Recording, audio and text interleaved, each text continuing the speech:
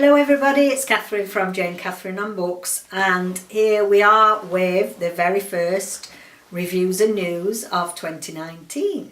So a few books that I've been reading recently, and also I'm going to give you a heads up for a few titles that are coming out soon in case you're interested in those. So we'll start at the lowest and work our way up. I'll put all little stickies on everything. So the first middle grade, The Case of the Missing Moonstone. It's a bit dark, so I'm hoping you can see that there. This is by Jordan Stratford, and it says history, mystery and plenty of mayhem. Now I was interested, this is a new series, it's going to be a detective agency series, the Wollstonecraft Detective Agency series. And the reason why I was interested in this is it's a story that's been made up about prominent females in history. So the characters and the work that they do are real, but this is fictionalised cases and adventure stories from them. And I thought, oh, that's a great idea, that'd be fabulous. So with this particular one, which is book one, it's Ada Byron, who was called the first computer programmer, the world's first computer programmer, and Mary Shelley, the world's first science fiction author even. Ada and Mary didn't really know one another, nor did they have a detective agency together.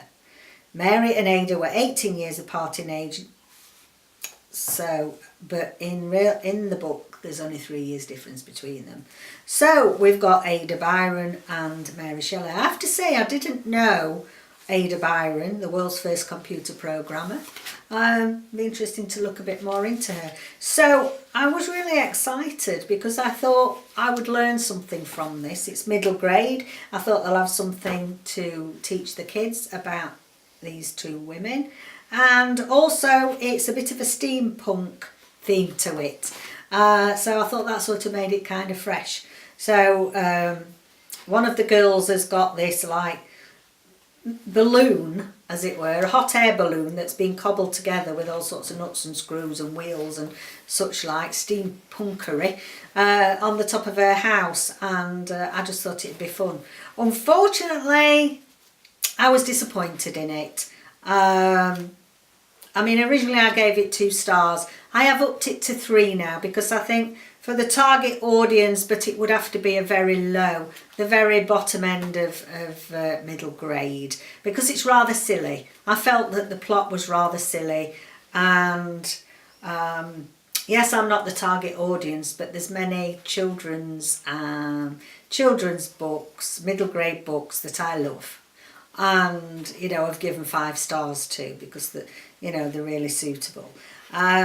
It may just be that this author's finding his feet, and book 2 will, I'll like better, but yeah, bit too silly. So, but it's worth the kids trying. So that's The Case of the Missing Moonstone. Next, I've got a book called Tangled Secrets. Cracky, they're all dark covers today, all purple and blacks. Another purple and black one there. This is by Anne-Marie Conway. It says, who do you turn to when everything else starts to unravel? It's a YA contemporary, and I know sort of back in, like, it'll be just over 2 years since I started my BookTube channel. I never really used to read YA contemporary. And I find that I found some really nice books, some good 5-star reads for me. So I keep an open mind, really. I mean, I know I do read an eclectic mix. I think really the only thing that I don't read is sort of hardcore fantasy, science fiction.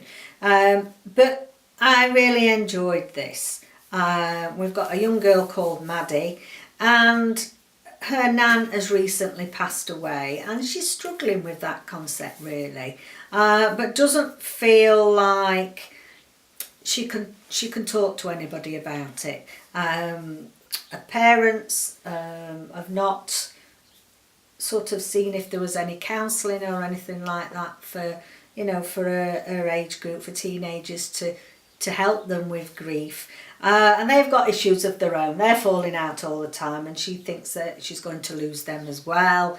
There's all sorts of emotions going on. So it's a coming of age story, but also the main theme running throughout it is grief. Coming to terms with loss of a close relative, and also she finds a very unlikely friendship in a lad at school called Kieran, who everybody says is a bad lad, keep away from him, he's a trouble causer, and in actual fact she finds that he's a very good listener, and he's somebody that she can really talk to and helps her. So yeah, it's beautiful. It's beautifully written. I think it covers grief in a very real and just sort of pitch right, really, for the YA market. And I thoroughly enjoyed it. I gave it 4 stars. Next, I'm going to give you my all-time favourite, 5-star. Now, if you remember a few weeks ago, I put up all my 5-star reads, which are my favourites from 2018, and I never did a top 5, top 10, or, you know, my most favourites. So I gave it some thought and decided to choose just one book that was my all-time favourite from last year. So out of all the 5-star reads, this one was my favourite. And it's The Astonishing Colour of After, and this is by Emily X.R. Pan. Emily X.R. Pan. Absolutely beautiful, this book. Really, it was just right for me, obviously going through grief myself and losing my mum. This teenager, she'd lost her mum had died, and she was convinced that she kept seeing an image of a bird, and that this bird was now her mum. And she sort of wanted to go in search of this bird, and it was like a red bird, if I remember rightly. Now, yeah, red bird, mysterious red bird. And there are, people can class this as magical realism, that we've got a book here about a teenager who's grieving, who wants to know who she really is. It's a coming of age in that respect. And the magical realism is the red bird. Now, it might be interesting for you to know that actually the cardinal, which is a red bird, is a very spiritual, it's a very spiritual bird. It is used a lot in spiritual symbolism, and when it, you know, for some people it is a sign of psychic ability. So, you know, it gets you thinking, well, is there something, you know, the whole thing about life after death, is that, you know, is that real? You know, is she seeing glimpses of this bird because her mum's trying to communicate with her? You know, there are all sorts of different beliefs systems regarding death and reincarnation, and I think that's sort of this doesn't make it scary, or it doesn't say, oh well, I think it's, you know, goodness me, my mum's in heaven now, but she's, you know, she's showing herself and I'm imagining it, or whatever. No, it's just a nice, beautiful, she thinks that her mum's now come back as this amazing bird, and in some respects gives her comfort. So she decides she's going to chase after this bird, and it takes her to Taiwan, where her mum's family come from, where her maternal grandparents are living. She doesn't know these people very well. She can't speak the language, and it's just beautifully written. There's like, it's quite heartwarming how her grandma, although they can't speak the same language, you know, love and non-verbal clues got them through it, and there's a really nice to see the developing relationship between her and her grandma. There's also some love interest in this, and I actually think that was very well covered. And also she feels guilty about that, you know, that she's got this love interest. She feels guilty surrounding what happens, you know, around her mum passing away. And we all go through these feelings, emotional feelings, when we're grieving. And I just think it's a beautiful story. It's a well-written plot. The characters are so believable. You feel invested in the characters. You feel invested in the story. It's just one beautiful read. And so I chose it as my all-time favourite for last year. So if you haven't read it yet, go and have a look. The Astonishing Colour of After. And then finally, I'm just giving it some love, this book. Eleanor Oliphant is Completely Fine. Oh, I didn't expect to love this book as I do. It just blew me away. It's wonderful. It's funny. It's sad. It really does make you cry. It makes you think about yourself and how you view others, how you treat people that are a bit different. Are we tolerant enough of people that are a bit different? Eleanor's just one amazing character. I think she's one of my most favourite characters I've come across for a long time. She, it doesn't actually say it, but I do feel that she does show signs of being on the spectrum, of being on the autistic spectrum. And so although we're not specifically told that that Eleanor's on the autistic disorder spectrum, whether she has Asperger's or one of the neurological development conditions, she very much shows signs of it. She's very intelligent, she retains facts and figures, and she's the best person to ever have on a quiz club. Pub quiz, or any quiz club. I suppose they have quiz clubs. But she's got this naivety about her, and she's smart and she's funny. She is so funny. But also, you know, you feel for her because, you know, we do touch on bullying in the workplace, you know, office politics, bullying in the office, how people can look down on other human beings that aren't quite like themselves, you know. And so right from the get-go, I was invested in her character. I just loved her so much. I just loved her. She finds a friend, a male friend from work, that to a certain extent is a little bit ostracised. Excuse me, is a bit of a computer geek, and so he doesn't quite fit in, and they just develop this wonderful friendship, and it's just so wonderful. There's a few, can you see all the things that I've put in here, because I'm thinking, oh, I shall have to remember that, I'll just give you a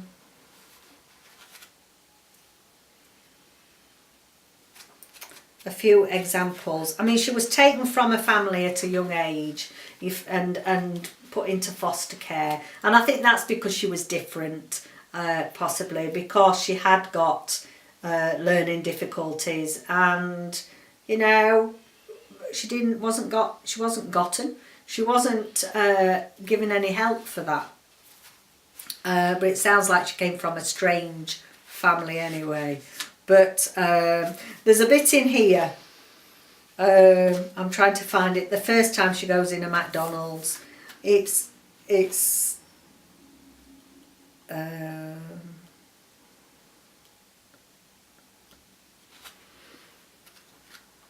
bear with me. It's just where she says things as well, like I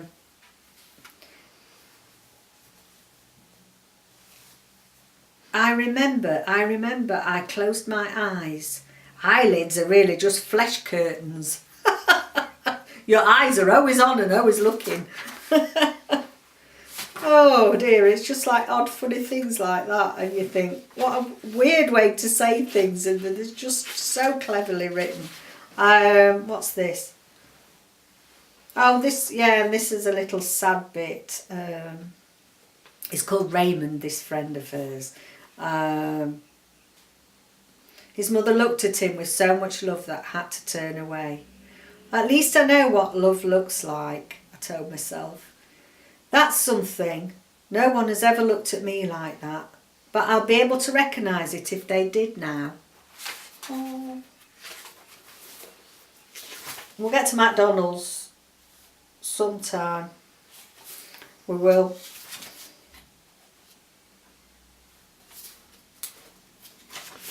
Sorry. You can sing amongst yourselves while I'm finding it.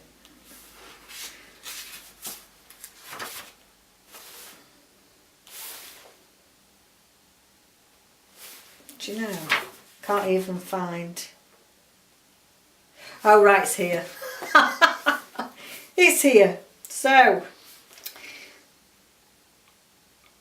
I was in a fast food restaurant for the first time in my adult life. An enormous and garish place, just around the corner from the music venue.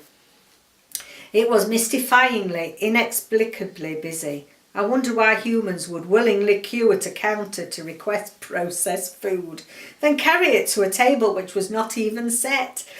Excuse me, and then eat it from the paper. Afterwards, despite having paid for it, the customers themselves are responsible for clearing away the detritus. Very strange. After some contemplation, I had opted for a square of indeterminate white fish, which was coated in breadcrumbs and deep fried, and then inserted between an overly sweet bread bun, accompanied bizarrely by a processed cheese slice, a limp lettuce leaf, and some salty tangy white slime, which bordered on obscenity. Yeah, that's about right. What's that? Fillet of fish. Someone really ought to tell Mr. MacDonald. Oh, that was it. Yeah, I am. Surely it is culinary truth, universally acknowledged, that fish and cheese do not go together. Someone really ought to tell Mr. MacDonald. So, and it goes on, and it goes on. So beautiful. I've read this in 2019, otherwise this would have been on par with the Astonishing cover of After. So let's see if it's going to be my all-time favourite of this year. You must read this. Must. It's gorgeous. So that's it for my reviews. Just a little bit of news. I mentioned in one of my videos about that I'm doing the Penguin book a month challenge. So if you go to the Penguin website and sign up for their newsletter, they will send you a list every month. If you're on email, a list every month of your choices for you to participate. Read one a month for this year. So that'd be quite interesting if you want to do that. And let's have a look. Couple of new books coming out that I thought you might be interested in. So for those of you that read The Underground Railroad by Colston Whitehead, he's bringing out a sequel to that, and it's not coming out till the summer. It's coming out on the 16th of July, but make a note of that because I know that book was well loved by many. I've not read it yet. I have got a copy from the second-hand shop, not read it yet. Jayne Harper, who wrote The Dry, she's bringing out a new book called The Nickel Boys, and no, sorry, this I'm all confused. Nickel Boys is the sequel to the Underground Railroad, coming out on the 16th of July. Jayne Harper, who wrote The Dry, and she's an Australian author, and The Dry was set in Australia. She's bringing out a new book called The Lost Man. This is actually a standalone, so it's not a follow-on from her other stuff. And that comes out on the 5th of February. Now, all of you Ruth Ware fans, what was it? The Murder in Cabin 10 or something? I can't think of it now. Something in Cabin 10. She is bringing out a new book in the summer as well. This is called The Turn of the Key. It's actually mainly set in the Scottish Highlands. So for all of you out there that loves your Scottish scenery and books set in Scotland, that'll be one for you. For all you Ruth Ware fans, that's The Turn of the Key, out the 8th of August. There's those of you that like new adult fantasy, the trilogy from Cassandra Clark and Wesley Chu. There's a new one coming out, The Red Scrolls of Magic, a century-old warlock. That comes out on April 2nd. So that's my birthday. So yeah, if you like your warlocks, I'm having trouble when the paper's throwing itself at me. So if you like your adult fantasy and you've been following those, that's coming out 2nd of April. Margaret Atwood, as you probably heard, it seems to be doing the rounds on the media that she's writing a sequel to The Handmaid's Tale. Not surprisingly, seeing as we've had the series on the television, certainly over here in the UK, we've had that on the TV, and there's been this re-emergence of interest in the book. I think it's come out in new editions. So that's not coming out until September though, so I'll give you a reminder nearer the time, and it's going to be called The Testaments. So I'll be very interested to see what she's going to bring up as a sequel to The Handmaid's Tale. All your fans of Tony Adeyemi, she's bringing out the sequel to Blood and Bone. It's called The Children of Virtue and Vengeance, and that comes out on March the 5th. And then just a couple more. There's a booktuber called Christine Riccio, I believe they say it. Now, I'm sorry, Christine Riccio, I haven't come across your channel. I'm going to find your channel. And she's got her debut novel that's coming out on the 7th of May. I think it's a woman's fiction. I'm not sure. I think it might be called Again But Better. And so I think we all ought to go out there and give some booktube love to one of our own. And go out and I'll go and check her channel. She definitely won't have heard of me. That's for sure. Now, all of you that liked The Hating Game by Sally Thorne, bit of a rom-com. We've got a new one coming out at the end of this month on the 29th of January, 99% Mine. So that should be an interesting one. Sophie Kinsella, she's got a new woman's fiction out on the 5th of February. And finally, Taylor Jenkins Reid has got a new book out on March the 5th.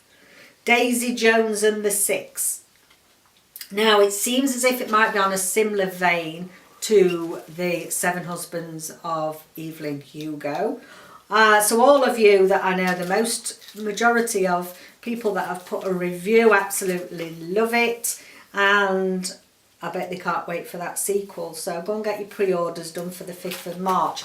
So there we go. That's the latest books that I've been reading, a bit of news, books coming up. And I'll see you again next time. Bye for now.